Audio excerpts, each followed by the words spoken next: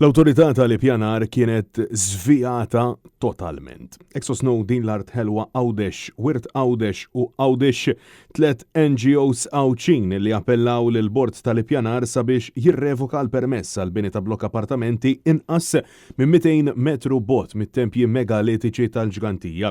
Blaqdiet qed jinsistu li l-awtorità tal-ippjanar ġiet żvijata għal kollox dwar jekk is-sit jaqax fil-buffer zone tal-UNESCO jew le.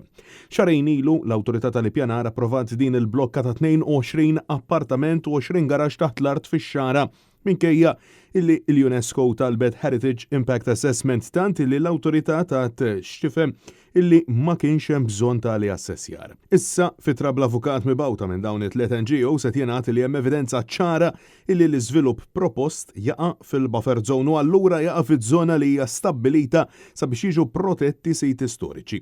Lura f'Diċembru minkejja l-appelli tal-Kamra Awċija tal-Kummerċ u l-Assoċjazzjoni tat-Turiżmu Fawdex u post akademiċi oħrajn, il-Prim Ministru Robert Abela mhux talli ma ħareġ u għall-konservazzjoni ta' dan il-wirt storiku dinji talli sansitra kien qal li hu kien fiduċjuż li l-impact assessment ma kien se jsib ebda effett fuq it-tempji. Jekk dak il-Heritage Impact Assessment juri li m'hemmx impatt fuq it-tempji kif jien fiduċjuż li se juri li m'hemmx impatt għaliex qed nitkellmu dwar triq li diġà hija mibnija kif qed nitkellmu fuq xi binji iżolata illi mhijiex fil-mibni nitkellem bot. Hawnhekk qed nitkellmu dwar żvilupp illi l-iżviluppatur minn dak li jien infurmat ċekknu immensament mill-proposta oriġinali tiegħu anke fuq direzzjoni li kienet tagħtu l-awtorità biex jiffigura fl-istess konfigurazzjoni ta' binjiet oħra fl-istess triq dak naturalment irid jgħidu l-Heritage Impact Assessment ukoll. Dan ifisser illi Robert Abela kien fiduċjuż illi l-blokka ta' appartamenti xorta waħda kienet se tinbena u li ma kien qiegħed jara xejn ħażin li jitilgħu dawn il-flezzijiet.